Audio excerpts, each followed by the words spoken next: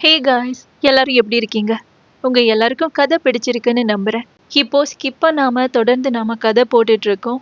நீங்களும் இனிமே ஸ்கிப் பண்ணாம தொடர்ந்து கேளுங்க. வாங்க நண்பர்களே, கதைக்குள்ள போலாமா? இது காதல் போதையடா நீ எனக்கு. அத்தியாயம் 16. விடியற் காலையில் முழிப்பு தட்ட முதலில் எழுந்தது ரோஹன்தான். அப்படியே தரையிலேயே தூங்கி எழுந்தவன் எழுந்து சோம்பல் முறித்தவாறு எதிரே பார்க்க, முகத்தை முடியால் மூடி ஒரு உருவம் கை கால்களை விரித்து படுத்திருக்கவும் பயந்து போய் பதறி அடித்துக் கொண்டு எழுந்தமர்ந்தான்.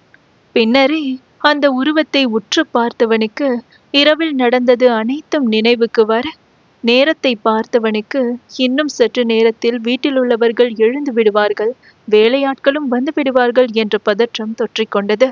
மாயா, மாயா, எழுந்துரு, அடியே டெவில், எழுந்துரடி என்று அவளை எழுப்பினான்.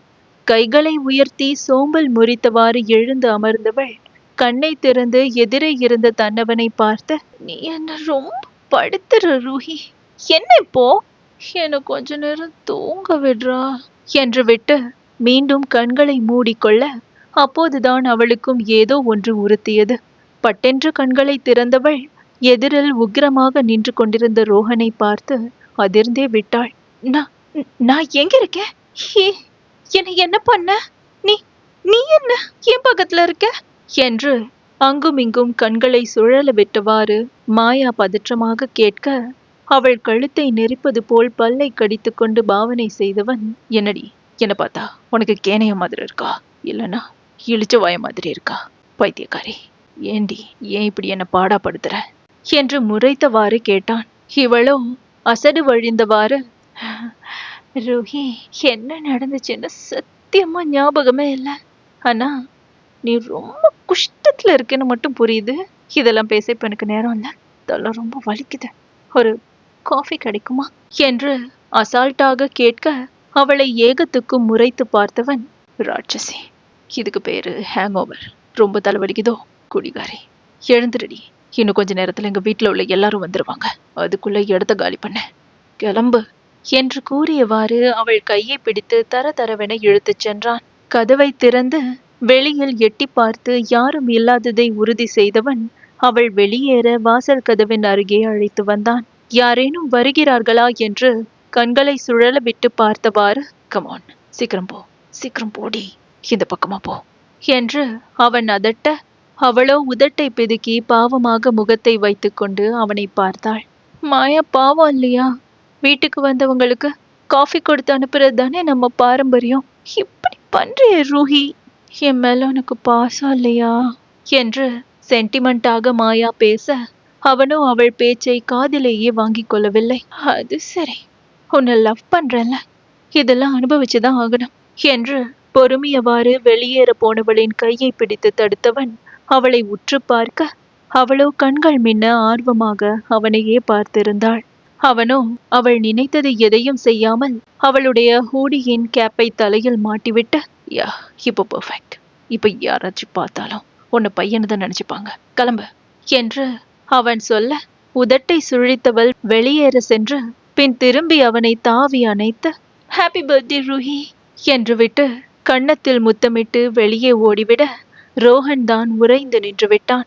தன்னை நிலைப்படுத்தியவாறு அவள் சென்று விட்டாளா என்று ரோஹன் எட்டி பார்க்க, தன் முகத்தை மறைத்தவாறு பதுங்கி பதுங்கி சென்றவள் மீண்டும் திரும்பி ரோஹனுக்கு கை காட்டி பறக்கும் முத்தம் ஒன்றை வழங்கிவிட்டு அந்த பெரிய வாசற்கதவை தாண்டி சென்றாள்.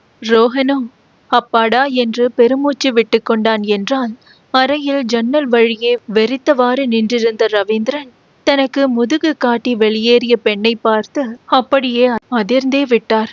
இது இப்படியே போக, கல்லூரிக்கு வந்த ரோஹனுக்கு இறுதி ஆண்டிலிருந்து முதல் ஆண்டு வரையிலான அனைத்து மாணவர்களும் தங்கள் வாழ்த்துக்களை தெரிவிக்க, அவன் கண்களோ ஒருத்தரை எதிர்பார்த்து தேடி சுழன்று கொண்டிருந்தது. அன்றென்று பார்த்து சஞ்சய் வேறு ஏதோ அவனுக்குத்தான் பிறந்த நாள் என்பது போல ரோஹன் வீட்டிலேயே தூங்கிவிட்டு வர முடியாது என்று சொல்லிவிட, தனியாக வகுப்புக்குள் நுழைந்தவன் எப்போதும் போல் தன்னிடத்தில் அமரவும் வகுப்பு ஆரம்பமானது. எதிரே பேராசிரியர் பாடம் நடத்த, ரோஹனின் பார்வையோ அடிக்கடி தனக்கு முன்னால் அமர்ந்திருந்த பாபியின் மேல்தான் படிந்து மீண்டது. அது மட்டும் இல்லாமல் பாபி கூட அந்த இடத்தில் அடிக்கடி திரும்பியவாறு ரோஹனை தான் பார்த்த வண்ணம் இருந்தான். ஆனால் கண்டிப்பாக இருவரின் கண்களிலும் கோபம் மட்டும் ஒரு துளி கூட இல்லை. சரியாக அதே நேரம், அட என்னப்பா நடக்குதுங்க? நீ ஒரு கண்ணால அவனை சைட் அடிக்கிறதும் அவன் ஒரு கண்ணால ஒன்ன பாக்குறதும். ஓஹோ, அவனுங்களா நீங்க என்ற குரலில் சட்டென திரும்பி பார்த்தான் ரோஹன். தனக்கு பக்கத்தில் மேசையில் தலை வைத்து படுத்தவாறு இருந்த மாயாவை பார்த்து அவன் திகைத்து சற்று பின்னடைய, அவன் அங்கு அவளை எதிர்பார்க்கவில்லை என்பது அவனின் கண்களிலேயே நன்றாக தெரிந்தது. பின்னர் எதிரே பேராசிரியரை மிரண்டு பார்த்தவன் சற்று குனிந்து மாயாவை உக்கிரமாக பார்த்தவாறு, என்ன நிம்மதியா இருக்கவே விட மாட்டியா? ப்ரொஃபசர் பார்த்தா என்ன ஆகும்? கிளம்படி என்று ஹஸ்கி குரலில் கோபமாக கேட்க, வாட், இன்னைக்கு என் ரூஹியோட பர்த்டே. ஸோ ஃபுல் டே உன் கூட தான் இருக்க போறேன். என்னை துரத்துற வேலைலாம் வச்சுக்காத. நீ சொன்னாலும் நான் போக மாட்டேன் என்று மாயாவும் அதே போல சொல்ல விதிர்த்து போய்விட்டான் ரோஹன். ஐயோ, இவளை வச்சுக்கிட்டு இன்னும் அரை நாளே முடியல. ஆரம்பமே சிறப்பா இருந்துச்சு, இதுல ஃபுல் டே என் கூட இருக்க போறாளா? வச்சு செஞ்சிருவாளே என்று அவன் முணுமுணுத்து கொள்ள, மாயாவும் அதையெல்லாம் சட்டை செய்தால் தானே. அவனையே வைத்த கண் வாங்காமல் மாயா பார்த்திருக்க ரோஹனுக்குத்தான் ஒரே அவஸ்தையாக போய்விட்டது. அவள் புறம் திரும்பி முறைத்தவன் மெதுவாக, என்ன ரொம்ப டார்ச்சர் பண்றடவே, ஏண்டி ஏண்டி இப்படி பண்ற என்று முணங்கியவாறு அவளை முறைத்து விட்டு பாடத்தை கவனிக்க முயல, அது முடிந்தால் தானே. என்ன டார்லிங், என் பார்வை கூட உன்னை அவ்வளோ டிஸ்டர்ப் பண்ணுதா? That is love Rohi. உனக்கு என் மேல ரொம்ப லவ் இருக்கு. அதான் என் பார்வை கூட உன்னை ரொம்ப பாதிக்குது. நீ தான் ஒத்துக்க மாட்டேங்கிற என்று அவள் பேசிக்கொண்டே போக அவளை விஷம சிரிப்புடன் பார்த்தான் ரோஹன். சட்டென எழுந்து நின்று, சார், இந்த பொண்ணு 3rd இயர் பொண்ணு, வேற டிபார்ட்மெண்ட், என் பக்கத்துல உட்காந்து டார்ச்சர் பண்றா, என்னன்னு கேளுங்க சார் என்று ஆசிரியரிடம் அவன் போட்டு கொடுத்து விட, மாயாவும் அடப்பாவி என்று வாயில் கை வைத்தவள் இவனை முறைத்து பார்க்க, பாபியோ இதை பார்த்து சிரித்தே விட்டான். தயக்கமாக எழுந்து நின்றவள், ஹாய் சார், அது ஏன் கிளாஸ்ன்னு நினைச்ச அது என்று அசடு வழிய அவளை உக்கிரமாக முறைத்தவர், வாட், கெட் அவுட் என்று கத்த ரோஹனை முறைத்தவாறு வெளியேற போனாள் மாயா. அவளை கேலியாக பார்த்தவாறு உட்கார சென்ற ரோஹனையும், ரோஹன் நீயும் தான், கெட் அவுட் என்று பேராசிரியர் சொல்ல, வாட், நானுமா? வாய் சார் என்று அவன் அதிர, இப்போது கேலியாக சிரிப்பது மாயாவின் முறையானது. ஓகே, சாரி சார் என்று விட்டு பதில் சொல்லாத பேராசிரியரை கடந்து மாயாவையும் தாண்டி ரோஹன் விறுவிறுவென வெளியேற, கதவு வரை சென்ற மாயா ஏதோ யோசித்து மீண்டும் திரும்பி வந்து அந்த பேராசிரியரின் காதில் ஏதோ சொல்லிவிட்டு வெளியே ஓடிவிட்டாள். அடுத்த நொடி அந்த வகுப்பிலிருந்து கோபத்தில் முகம் சிவந்து மாயாவை முறைத்தவாறு வெளியேறினான் பாபி. பாபி எதனால் வெளியே வந்தான் என்று தெரியாமல் ரோஹன் அவனை பார்த்து கொண்டிருக்க, மாயாவோ வாயை பொத்தி கொண்டு சிரித்தாள். அவளின் அருகில் வேகமாக அடிப்பது போல் வந்த பாபியின் முன்னால் வந்து நின்ற ரோஹன் அவன் நெஞ்சில் கை வைத்து முட்டிக்கொள்வது போல் நின்றான். அவனை முறைத்து பார்த்த பாபி தன் நெஞ்சின் மீதிருந்த ரோஹனின் கையையும் அவனையும் மாறி மாறி பார்த்து தலையை சரித்து மாயாவை முறைத்து பார்த்தான். ஹே, என்னடா பாக்குற? கண்ணு ரெண்டையும் நோண்டி போடுவேன், ஒழுங்க ஓடிற என்று மாயா கேலியாக சொல்ல, ரோஹனின் கையை தட்டிவிட்டவன் எதுவும் பேசாது அங்கிருந்து அகன்றான். இடுப்பில் கை குற்றி மாயாவை முறைத்த ரோஹன், மாயா, என்ன பண்ணிட்டு இருக்க? நீ என்ன வச்சு விளையாடிட்டு இருக்கியா? அவன் கூட எதுக்கு உனக்கு வம்பு? 1000 தடவை உனக்கு சொல்லிட்டேன், அவன் கூட வம்புக்கு போகாதன்னு. நீ நினைக்கிற மாதிரி இல்ல அவன். அவனுக்கு ரொம்ப கோவம் வரும். அவன்கிட்ட வேலையை வச்சுக்காத. எல்லா நேரமும் உன்னை காப்பாத்த நான் வந்துட்டு இருக்க மாட்டேன் என்று அவன் மாயாவை திட்ட, அவனை கூர்மையாக பார்த்தாள் மாயா. முதல்ல எனக்கு சந்தேகமா தான் இருந்துச்சு, இப்போ கன்ஃபார்ம் ஆயிடுச்சு. ஹே, நீ பாபியை ஒன் சைடா லவ் பண்றதானே? புரியுதா? அதனாலதான் நீ ஏன் லவ் அக்செப்ட் பண்ண மாட்டேங்கிற? கரெக்ட் தானே? ஆம்பளை சோக்கு கேக்குதாடா உனக்கு என்று சற்றும் சிரிக்காமல் கேட்டாள் மாயா. தலையில் அடித்து கொண்டவன் முன்னே செல்ல அவன் பின்னாலே ஓடி வந்தவள், சரி சரி கோவப்படாத, அவனை பத்தி இவ்ளோ அக்கறையா பேசுறியே, அவனை பத்தி உனக்கு நிறைய தெரிஞ்சிருக்க. இன்னும் சொல்லணும்னா அவன் எனக்கு எவ்வளவு நல்லது பண்ணியிருக்கான் தெரியுமா? அவன் கோவப்பட்டதாலதான் நீ எனக்கு கிடைச்சிருக்க. அப்புறம் நீ என்ன கேட்ட? இனிமே அவ ஏதாச்சும் பண்ணா நான் என்ன பண்ணுவேன்னு தானே? இனிமே ஏதாச்சும் நடந்தா நீ என்கிட்டயே இருப்ப. அப்பெல்லாம் நீ என்னை விட்டு போயிட மாட்டேன் என்று சொல்ல அவனுக்குத்தான் ஐயோ என்றிருந்தது. மாயா, நான் முதல்லயே சொன்னதுதான். தயவு செஞ்சு உன் மனச மாத்திக்க. மங்களூர்ல பெரிய பிசினஸ் மேன் சரண் கேள்விப்பட்டிருக்கியா? அவரோட பொண்ணு சைந்தவிக்கும் எனக்கும் கூடிய சீக்கிரம் என்கேஜ்மெண்ட் நடக்க போகுது. இங்க பாரு மாயா, நான் கொடுத்த வாக்க எப்பவும் மீற மாட்டேன். இத்தோட இதெல்லாம் விட்டுரு. நான் உனக்கு கிடையாது. ப்ளீஸ், உனக்கு எஞ்சி கேட்கிறேன் என்று ரோஹன் பொறுமையாகவே சொல்ல அவனை சிறிது நேரம் அழுத்தமாக பார்த்தாள் அவள். பின் மென்மையாக புன்னகைத்தவள், ஓ, கல்யாணம் பண்ணிக்க போறியா?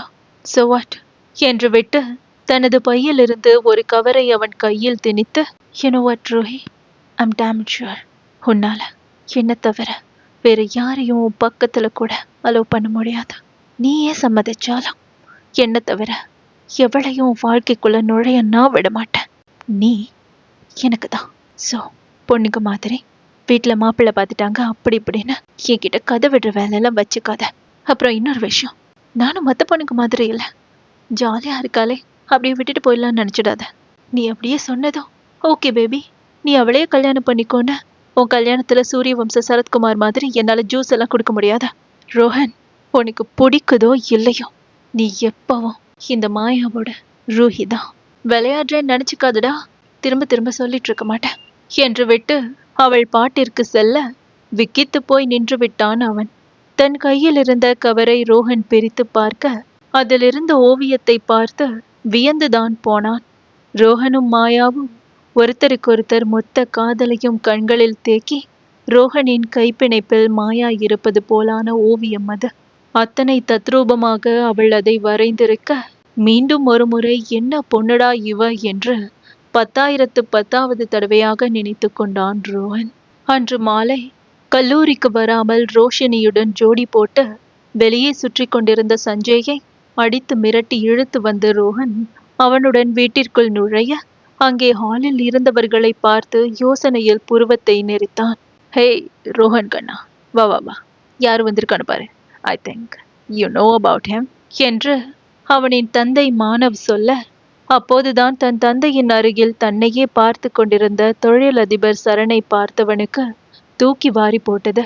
ஆனால் எதையும் முகத்தில் காட்டாமல் அவன் அமைதியாகவே நிற்க, அடப்பாவிகளா, டே என்னடா நடக்குதுங்க என்று ரோஹனின் காதில் சஞ்சய் கிசுகிசுக்க ரோஹனுக்குமே ஒன்றுமே புரியவில்லை.